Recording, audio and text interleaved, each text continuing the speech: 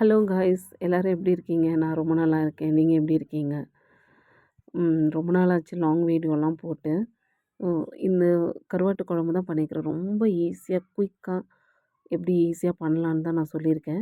School start ஆகிடுச்சு. எல்லோரும் வேலைக்கு அவசர அவசரமாக போயிட்டு பசங்களே ரெடி பண்ணிவிட்டு ரொம்ப வளவலன்னு எதுவும் பண்ண முடியாது. ஸோ குயிக்காக எப்படி ஒரு கருவாட்டு குழம்பு ஈஸியாக பண்ணலான்னு தான் சொல்ல போகிறேன். வாங்க ரெசிபிக்குள்ளே போகலாம். ஒரு நெல்லிக்காய் சைஸில் புளி எடுத்து அதை கரைச்சி தனியாக வச்சுக்கலாம். அது கூடவே வந்து ஒரு 3 தக்காளி எடுத்துக்கிறேன். அதையும் நல்லா கையிலே க்ரஷ் பண்ணி போட்டுக்கலாம். மஞ்சத்தூள், மிளகாத்தூள், சாம்பார் தூள், கொரியாண்டர் பவுட்ரு இதெல்லாம் போட்டு நல்லா மிக்ஸ் பண்ணிக்கலாம். இந்த இந்த ஸ்டேஜில் வந்து நம்மளுக்கு எவ்வளோ குழம்பு தேவையோ அந்த அளவுக்கு நீங்கள் வந்து தண்ணி ஆட் பண்ணிக்கலாம். தண்ணி ஆட் பண்ணிக்கலாம். உப்பு வந்து உங்கள் டேஸ்ட்டுக்கு எவ்வளோ வேணுமோ அவ்வளோ, அந்த குழம்புக்கு எவ்வளோ தேவையோ அந்த அளவுக்கு உப்பு போட்டுக்கலாம். திக்னஸ் போதுன்னா இதோடய ஸ்டாப் பண்ணிக்கோங்க. இல்லை இன்னும் கொஞ்சம் தண்ணியாக வேணும்னாக்கா அதுக்கேற்ற மாதிரி நீங்கள் தண்ணியை ஆட் பண்ணிக்கலாம். உப்பு, காரம் எல்லாம் செக் பண்ணிக்கோங்க. நான் தனியாக தேங்காய் அரைச்சி வச்சுருக்கேன். அதையும் இதிலேயே போட்டு நல்லா மிக்ஸ் பண்ணிவிட்டேன். இதை தனியாக ஓரமாக வச்சிடலாம்.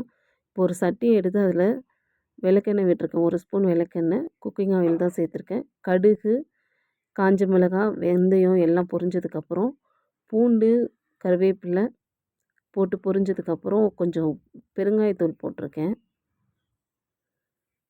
பெருங்காயம் போட்டு நல்லா இது வதங்கினதுக்கப்புறம் வெங்காயம் சேர்த்துக்கலாம். வெங்காயம் வந்துட்டு நல்லா கண்ணாடி பதம் வர வரைக்கும் மிக்ஸ் பண்ணலாம். நீங்கள் நல்லெண்ணெயில் வச்சிங்கன்னா இன்னும் டேஸ்ட்டாக இருக்கும். என்கிட்ட நல்லெண்ணெய் இல்லை, அதனால் நான் விளக்கெண்ணெயும் குக்கிங் ஆயிலும் சேர்த்துருக்கேன். உங்கள்கிட்ட நல்லெண்ணெய் இருந்துச்சுன்னா நீங்கள் நல்லெண்ணெய் சேர்த்துக்கலாம். நான் தனியாக வாஷ் பண்ணி கருவாடு வச்சுருக்கேன். அந்த கருவாடை இதுக்குள்ளே சேர்த்துடலாம். இது கூடவே கருவாடு போட்டால் குழஞ்சிருமானா குழையாது. நல்லா இது கூடவே நல்லா எண்ணெயில் வதங்கும்போது நல்லா ஸ்டிஃபாகவே இருக்கும். நல்லா கருவாடு நல்லா முழுசு முழுசாக தான் இருக்கும். கருவாடு நல்லா வதங்கட்டும். இப்போ நான் வந்துட்டு இது கூட வந்து என்ன காய் சேர்க்க போகிறேன்னா, கத்திரிக்காய் தான் என்கிட்ட இருக்குது. அதனால் நான் கத்திரிக்காய் மட்டும்தான் சேர்த்துக்கிறேன். உங்கள்கிட்ட முருங்கைக்காய், கத்திரிக்காய், உருளைக்கிழங்கு இருந்துச்சுனாக்கா சேர்த்துக்கலாம். ரொம்பவே நல்லாயிருக்கும். கத்திரிக்காய் நல்லா எண்ணெயிலே வதங்கட்டும். நல்ல எண்ணெயில் வதங்கினாக்கா ரொம்ப டேஸ்ட்டாக இருக்கும். வதங்கினதுக்கப்புறம் நம்ம தனியாக கரைச்சி வச்சுருக்கோம்ல குழம்பு, அந்த தண்ணி எடுத்து இதில் ஊற்றிடலாம்.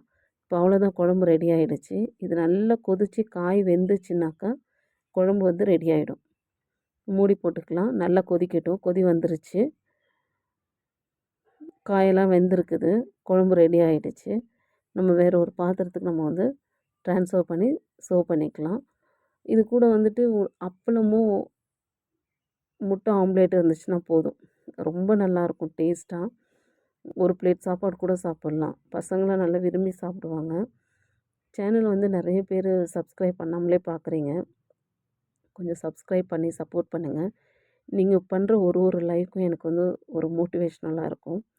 ஸோ லைக் பண்ணி சப்ஸ்கிரைப் பண்ணுங்கள், சப்போர்ட் பண்ணுங்கள் சேனலுக்கு.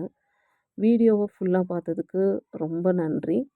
ஸ்டார்டிங்லேயே சப்ஸ்கிரைப் பண்ணுங்கள். இல்லை அப்புறமா பார்த்தீங்கன்னா அப்புறமா வந்து சப்ஸ்கிரைப் பண்ணுங்கள். தேங்க்ஸ் ஃபார் வாட்சிங்.